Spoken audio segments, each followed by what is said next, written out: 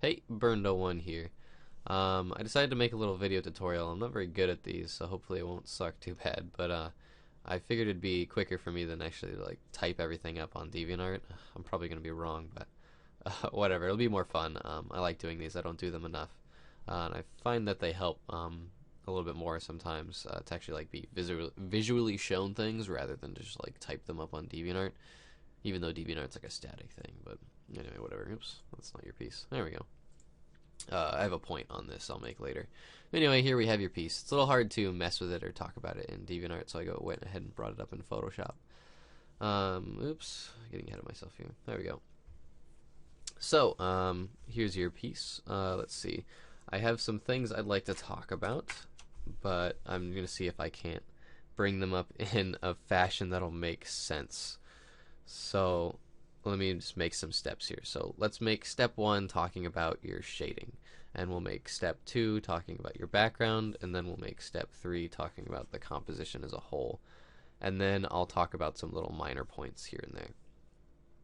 Alright, so let's get to step 1. Alright, so step 1, you kind of have this shading style that's kind of unique to pretty much everything you make, where you have a light color and then you have a dark color, and you really a lot of your pieces, like some of your lighter pieces, some other pieces, it's like similar to a hard shading to where you have one color for light and one color for dark.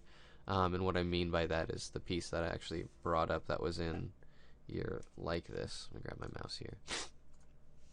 Right here on the side, in pictures like this, there was this little twilight piece, and it was hard shaded, meaning that it has one solid color for the light and then one solid color for the dark. So you have just that light shade and dark shade, and like those are just the two shades that you show for shadows. In your piece, it has something similar, to where it has one major shade for light and then one major shade for dark. Oops, one major shade for dark. So let me just solid layer. All right. So, and it's in a lot of places of your piece. Like you definitely have some blending, like places in the eyes and where I can see that you actually manually blended it. But it's really hard to tell things like highlights or really dark shading. So I can see that there's a slight highlight right here, but it's really hard to make out. Even when you zoom out, it's really hard to tell that that's a highlight. And it's hard to get the sense of that this light's really bright coming from this direction. So in the piece, causing the shading, you obviously have a light source, and it's coming from the left here, and it's hitting twilight. And I don't think it's doing anything fancy. I don't think it's coming at an angle up from an angle. We're just going to assume that it's coming from the left. And it causes a couple odd things in the piece. So, zoom in a little bit more. There we go. First thing I notice, whatever, hate you Photoshop. First thing is that, again, your shading isn't very strong. There's no real solid highlights, and there's no real solid darks. You kind of want to abuse that, especially if you're making a painting like this, because I can tell this is a full painting. You want to abuse the fact and use the fact and make use of the fact that you can actually get full areas of shading and gradients. Things that were more like anime-esque styles and cartoon styles, they'll use this two-step shading and everything looks really clean, and that's the point of the artwork, is to be clean. But when you're making a digital painting like this, it's not as clean cut.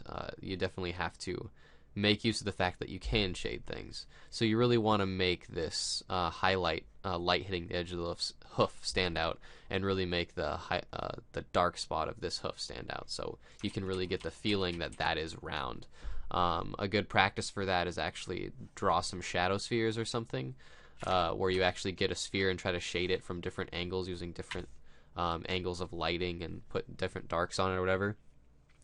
And you can just Google that, and lots of stuff will come up, and that's a good exercise to actually like get down shadow spheres. Cosmic Unicorn swears by it. But anyway, allergies. All right, so I messed with it a little bit, talking about some of your, and it's basically I'm talking about value. Everyone loves that word. But right here on the side, I basically just brought up the saturation. So right here I made a adjustment layer, which is this little circle down here. Made an adjustment layer and dragged the saturation all the way down to 0. And then that got rid of all the colors, so there's no more colors in the piece. Oops. Get rid of that. Alright, there we go. So, again, so we have this one-step shading and this two-step shading. And once you take away the colors and the hues, when you take the pink away from the purple, and now it's just gray and gray, again, they stand out even less. So you really want to make them pop. A good exercise, again, for trying to understand the concept of making one thing pop from another and understanding like shading and lighting is to just paint in grayscale. Start with a canvas that's 50% gray, so it's just straight up 50% gray, the whole piece, the whole canvas, and then start using the whites and blacks in different shades. Start with like five major shades, so you have white, gray, mid gray, darker gray, and then black, and then start with that, and then try to just make some stuff out of it, get some major shapes, and then you can up it to 6 and 7. To where now black moves over here to 7, so you're messing with 7 shades of white.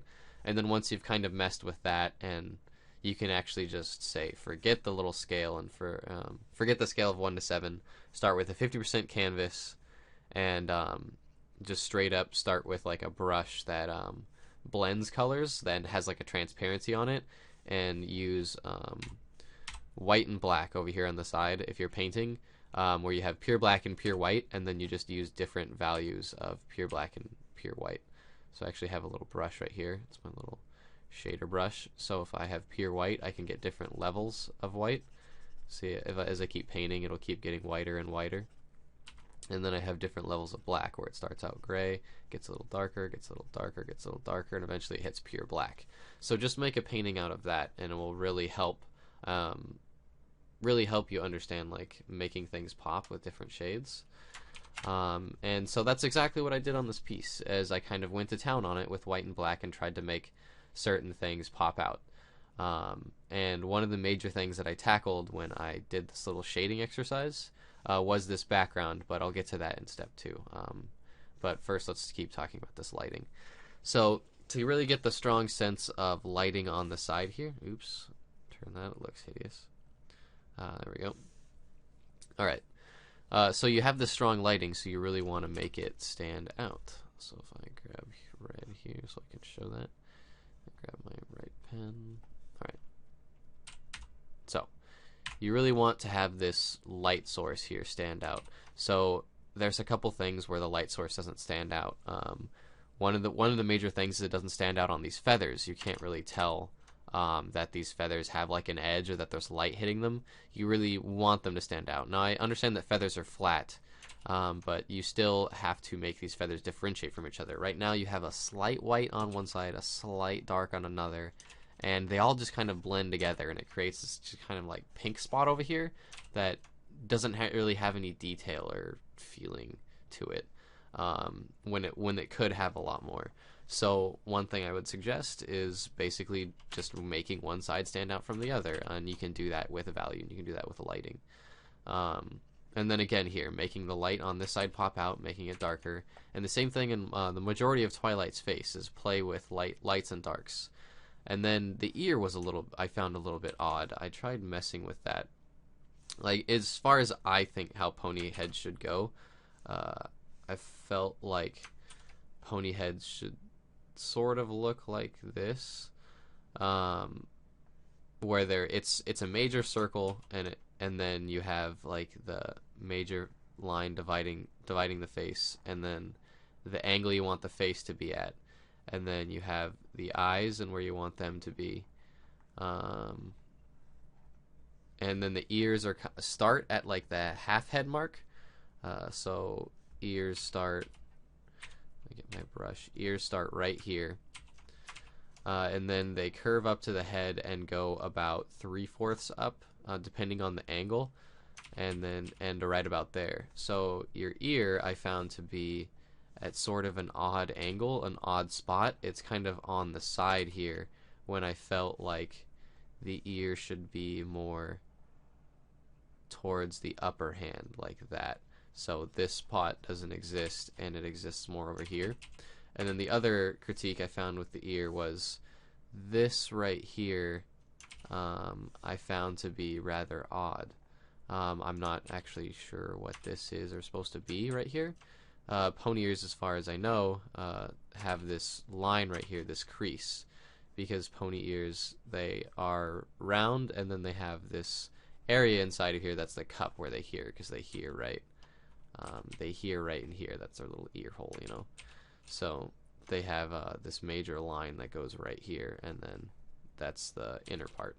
So like a lot of artists will they'll like to start with the basic crease, and then for fun they'll put like a little fuzzy bit here or something. A Trill does that all the time.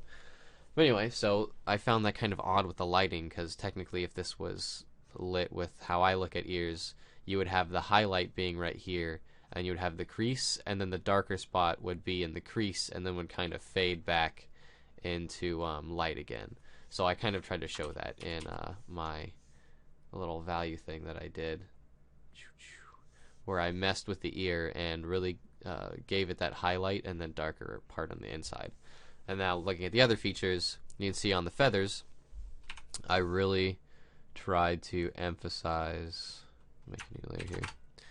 I really tried to emphasize that portion where there's a really bright spot here and then a dark spot here, because the light's coming this way and it's hitting this feather, hitting this feather, this feather, this feather, this feather, and this feather, and then it's also causing a shadow on the other side.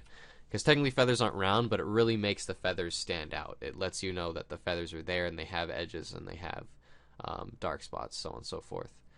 So you're doing something with the feathers other than just making these lines to make them stand out, because right now the lines and then the shade of purple is really the only thing that makes them stand out, and barely at that.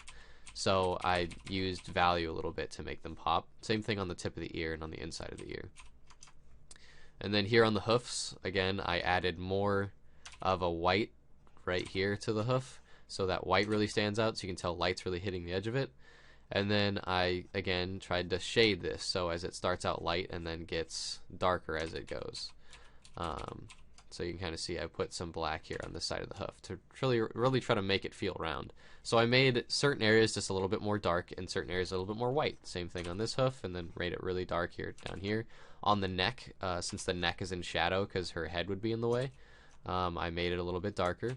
And on her nose, I did something interesting. If we turn this off, you'll notice that you have this dark purple line here for the top of her nose, and you'll also notice that a lot of spots in your piece, oops, I didn't want to do that, no, there we go.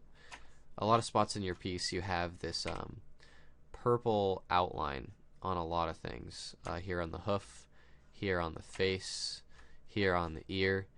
Again, it's a bit different than what you want for a digital painting, because for a digital painting you don't want to have those outlines. If you choose to use the outlines, that's part of your style, but it's not really consistent in this piece in that you use outlines here and here in different portions, but then over here you don't use them at all. So I think it looks better when you don't use them at all, but you also, when you're not using them, you have to really make use of shading to make your painting look good overall.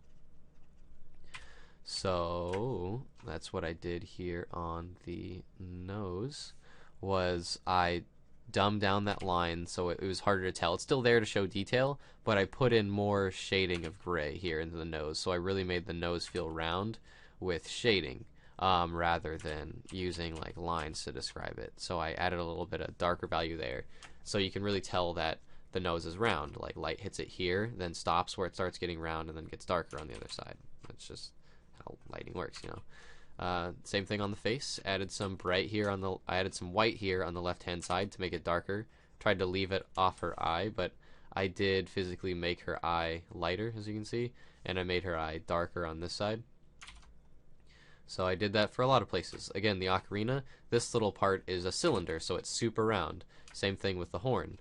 So you can see, like here, it's kind of one shade of gray. It gets a little bit darker here, but not a lot. Same thing for the horn, one shade of gray, a little bit darker, but just not enough darker. You just need a little bit more darker, basically.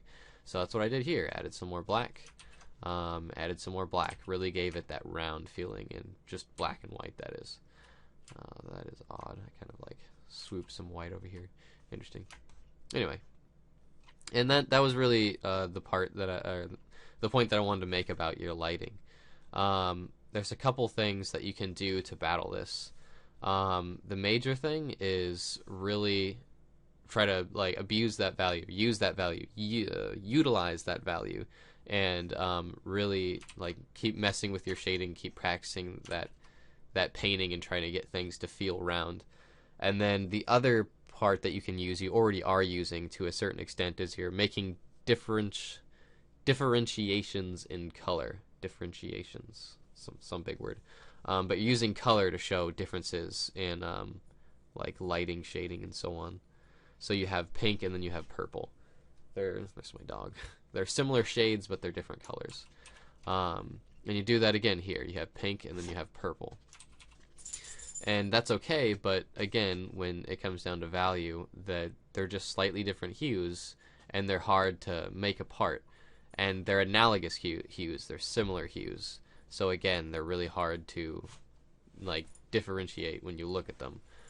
So you can separate those again with value. So it's really hard to make colors look good next to each other and work with each other when the value and grayscale of the piece doesn't make a lot of sense. Because you have to, in a digital painting, you really have to make these work together. You can use just color or you can use just value in a grayscale, but you really have to have like a really high understanding of it. And it's actually quite difficult. So what I would definitely recommend is working on your value here. Like whenever you make a painting, like grayscale it and see like how does this look. Do these feathers blend together? Does this hoof look round enough? Is Twilight like way too gray? And in my opinion, she's really gray. Like as far as my critique goes, she's really just one shade of like constant gray, and she really needs something to make her more round, more interesting, more believable. So that's kind of what I tried to do here. Was I tried to really emphasize that light source and use that. So I really tried to darken her on one side, lighten her on another. Because I feel like your piece wants to have this bright light source here. Oops. I feel like your piece really wants to have this bright light source and then get darker. And that brings me into kind of my... oh, that's composition with your background. I'll get that third part. So that brings me to my second point. To where it starts light, gets dark. So now you have this really bright light source down here, and it really attracts your eye, but then you have this dark here in the background, and then the problem this dark background, this blue background creates, is it super blends in with the hair. And that's really my major critique for this piece overall. Like the really big point that I first saw first noticed when I looked at your piece is this hair, is Twilight's hair really blends in with the background. This and this seem like one and the same. So they just kind of make one big, kind of like really blend together spot. It's really hard to make apart. Even in grayscale, it's kind of hard to make apart, especially like when you zoom out. So when you zoom out, because you always want to try to do this, take a step back or something and look at your piece, but you can't really take a step back when you're sitting in your computer chair. So roll back or make it really small or whatever.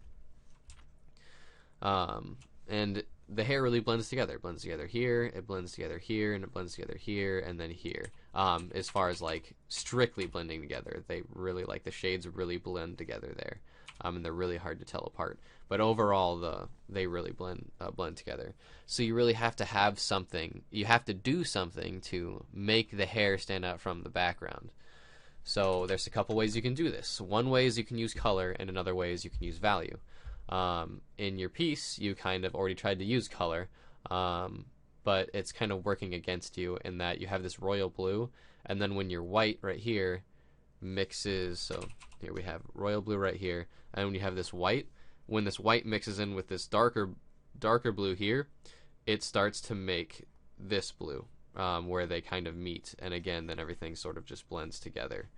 So if you're using color to separate something like the background from the hair, you really want to use a different hue here. You want to use like a complement or an analogous color, not the same hue, but a slightly different hue. So if we have like our color slider here, if you're using this royal blue, you don't want to use kind of like a different shade of hue or a slightly different hue. You want to actually go into a different thing. So you have red, pink, and then where red and pink meet. If you're using royal blue here, then that means you have cyan and then you have purple. So instead of using like a slightly darker sense of royal blue, bring it up into cyan or something, or bring it back down into purple. So if Twilight's purple, bring it and she's purple, and then your background's here in royal blue, start to bring it down into cyan. That's what you did here. And your background is well, you can see it. So if I can drop it in your background, it's still this kind of blue, but it's just a lighter shade of blue. And then if I go over here, the blue only went up a little bit, and then it got darker. So try to physically, like, for your background, let's check out what this color this hair is. See the hair? They're barely different. They're really not even different on the color picker. And if I grab, yeah, you can see here, it's just blue with added white.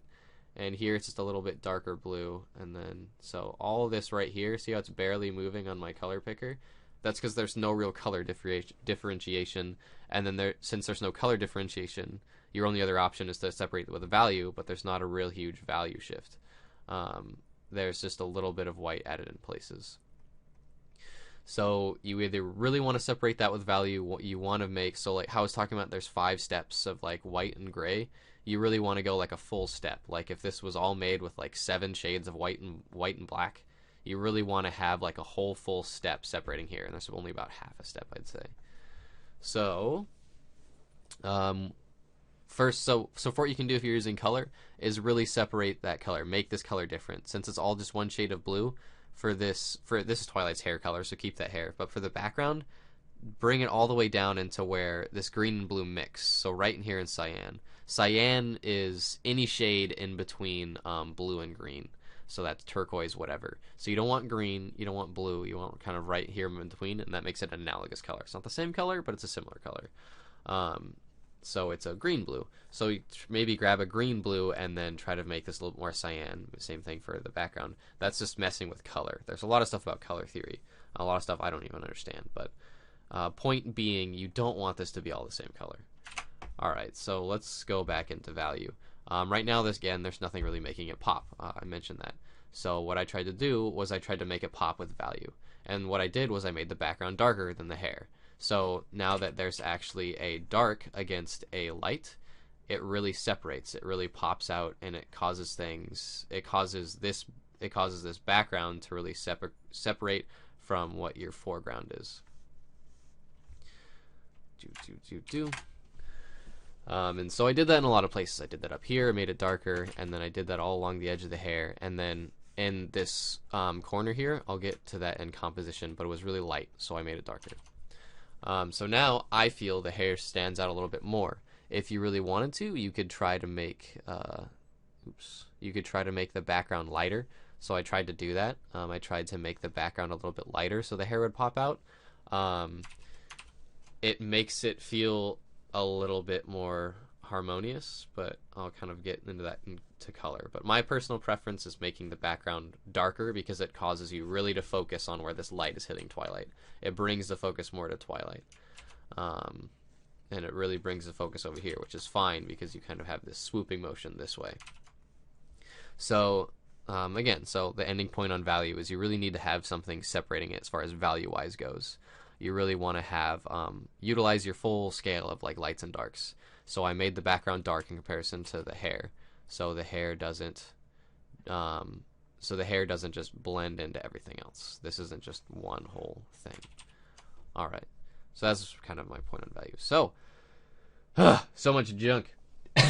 God, rambled for almost 25 minutes now. Dear Lord. Last point, composition. I like the composition with Twilight here. So like photography uses the rule of thirds. You don't really want to stick to rule of thirds as far as like painting goes, but it's fine for this one. It's still like in photography, the reason for rule of thirds is it doesn't want you to have your focus in the middle because that makes a boring image. So it separates things into thirds to make it a little bit more visually interesting and capture more whatever, so you don't just have your thingy in the center. So your thingy isn't into the center. Your thingy is over here on the left-hand side, so that's good. I like that. However, as far as composition goes, you have this really bright spot down here in the corner, and you have this bright light hitting Twilight, but no real balance of dark over here in the top. So if you want kind of a balance compositionally in light to dark, you kind of want to have this like shading of gray going up this way, and then like counteract it with a shading of gray on your focus, but you can't really do that because you have shading on twilight going this way, starting from light to dark, and then you have a shading in your background from light to dark. And this white down here, it really attracts the eye and it makes you look this way when you kind of want to look this way, because you have this awesome sense of movement with the wind going on in Twilight's hair going down in this direction. So when I look at Twilight and look at her hair, my eye really wants to do this and follow these flowing feathers this way, but I have this white here that keeps pulling my eye back from going that way, and it messes with me. And personally, I don't care for it. Sometimes composition is a matter of opinion, but my critique would be that I don't really like this white down here. So when I messed with the value, I cut out that white and I killed it. And what it did was it really made this wing pop out, and since I added more white to the wing, Twilight, and like the ocarina in her hoof, now when I look at the piece, when I look at it, the brightest part is here on Twilight where the white's hitting her, so it really brings my eye to this spot. And then now that my eye's here, I'm starting to see everything else, and again, it's starting to flow this way, and when I'm starting to flow with it, I want to look here, but it's not really attracting my eye down into the bottom part. I'm still kind of following this flow, and it doesn't bug me as much. And again, that's subjective, but that's kind of my critique for it. So with this, I tried to like make the background lighter than the hair, and I didn't really care for this as much. But if we kind of throw it over the other one, it doesn't bug me too much. I prefer it with the darker background. However, having this lighter here does cause something cool. You have this kind of movement flowing this way, and then now that this is lighter, it balances out with this a little bit more, making this area right here attract my eye less when there's white here, because it's a bit more balanced. So my eye is evenly attracted here than it is here. However, it makes something cool in that now there's a real dark spot right here and a real dark spot right here. So now that you have two dark spots, it creates this diagonal line right here. So you have this diagonal flowing this way, and then you have this diagonal flowing this way, causing two interesting things, to where this black behind Twilight and this black here creates something interesting, and it kind of like flows into other things. And it kind of creates a little bit more harmony in the piece. And it's kind of nice to look at these things, especially with backgrounds. And that's what I was talking about earlier, is when you're making your background, you want to make it a separate entity and take these things into account. So you really want to look at this dark spot down here and look at this black spot, because I was just doing this and messing with it, and then I saw this and I liked it. So now so if you're making your background as a whole entity, you kind of want to look at how your background is interacting with your focus. And right now you have this bright light, and then if Twilight's bright, you don't want the background to be bright too. So that's why I didn't like how you have your background here, because since Twilight's a light, you have this really bright spot here, and I don't feel that it blends well with Twilight. So what I tried to do was I tried to get rid of that, and now you have this I have this dark spot here and this dark spot here that really makes Twilight pop out, and I enjoy that a little bit more. So you always kind of want to mess with your backgrounds and mess with the composition to see what kind of flows or feels better.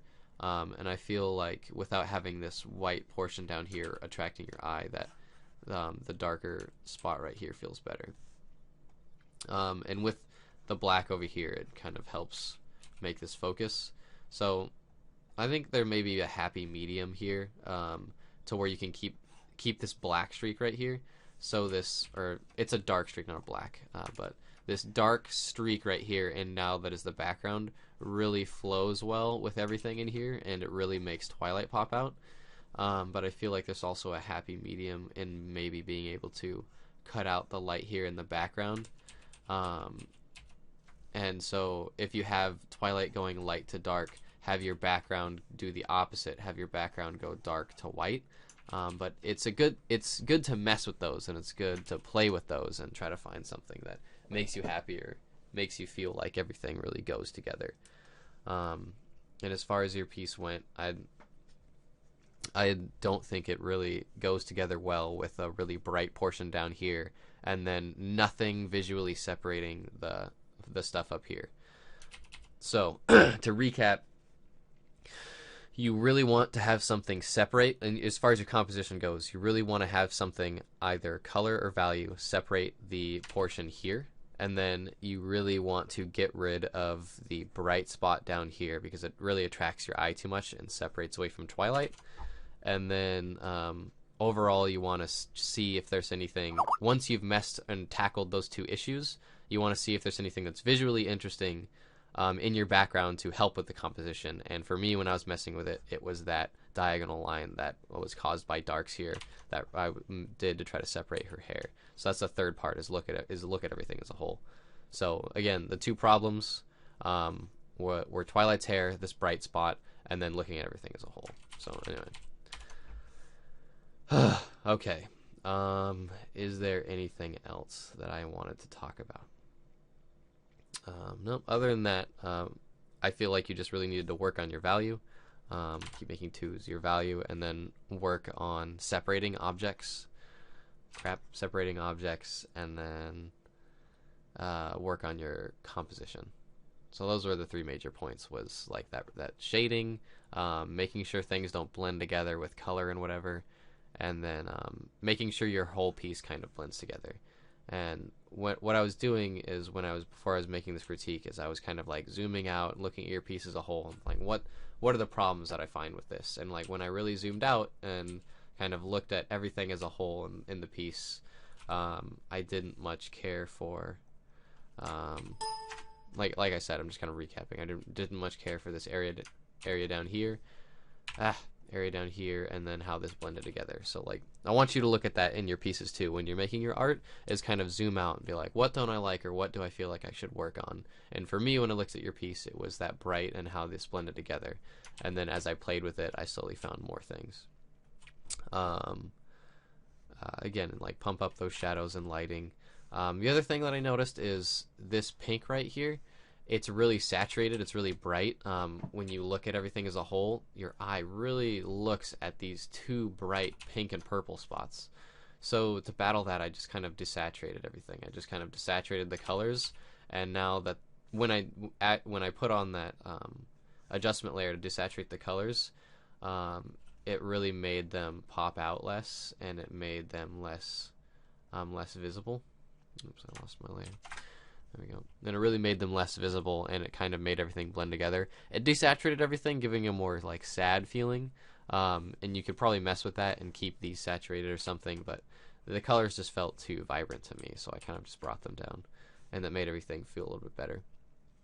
Ooh, and last little critique, because those are the big things, and I started looking at little things, is something else I did was, when you're making like tears or water, you really want them to pop out because light's bright, it's hitting them.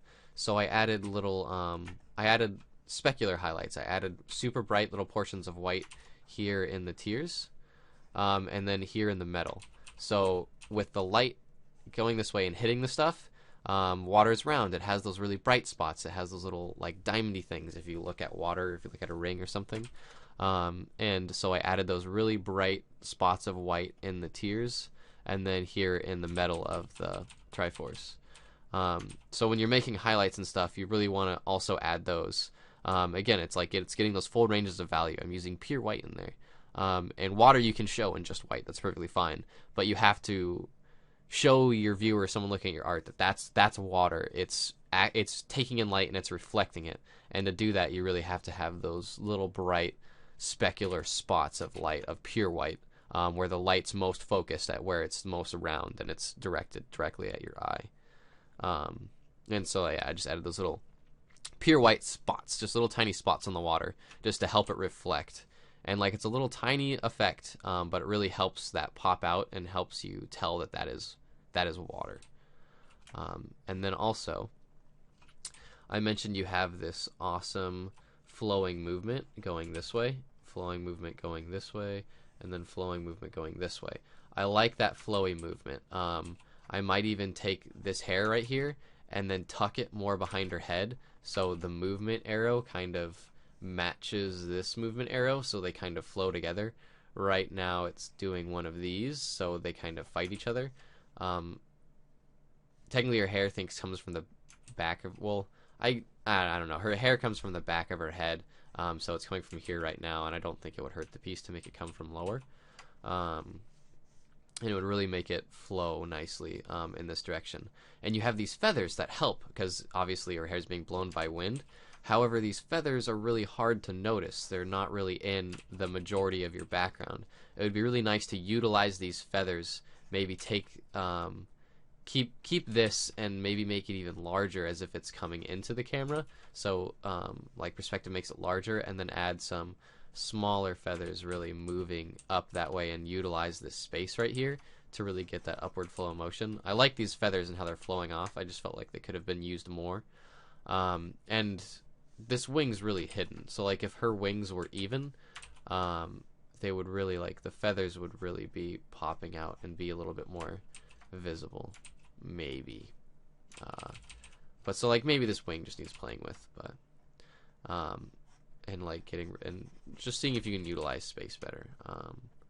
And then these flowing feathers, I would have liked to see them flowing a little bit more. So like nothing like too overly done. Maybe just like one or two more feathers like flowing off or something. But I like this. It helped show movement. It helped show motion. And then this feather, if like it was just a little bit larger, it would help get that sense of that leading you off. Because you can do a couple things with composition. You can lead someone's eye away and off of the canvas. So if you have little arrows here, they're going this way, this way, this way, and eventually they just go straight off the canvas. And this feather right here is helping with that. It's going this way, and then whoop, it's physically off the canvas. It's left. And this movement helps show that. So you just kind of want to take that into account, and like one more feather in here would really help show that, you know. But I like that. That was good. I like that spot. Good work on that, really. So let's see. Am I having little wrapping up moments? I think that's about it, honestly. Yeah. If you want to practice, if you're using Photoshop or whatever program you're using, I recommend using just like the default brushes. It looks like there's some fancy brushwork here and here and here. Sometimes fancy brushwork can get distracting. It's better if you just stick with like the basic what you're given and then learn that tool to the fullest, and then try to bring in more fancy things and more fancy shading. So for me, I use 3 basic brushes. I use the brush that changes thickness as I push. And then I use the brush that starts out soft and then gets brighter, and as I press with my tablet.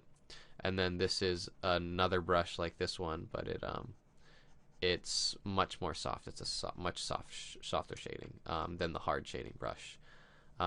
You'd probably be using a mix of these, but so like for this first one where it's like just the size and it's just starts out small and gets bigger, so like just use a basic brush like that with a hard edge, or probably this brush, or one of these basic brushes, like just a basic brush, and then start with like that grayscale, like the 50% gray on your canvas, and just like play with that, learn that well, and that would really help with like shading and things like that. And then color, try not to use the same color for things. So when you have like blue here and blue here, a good resource is if you go to what is it, color picker. If you go to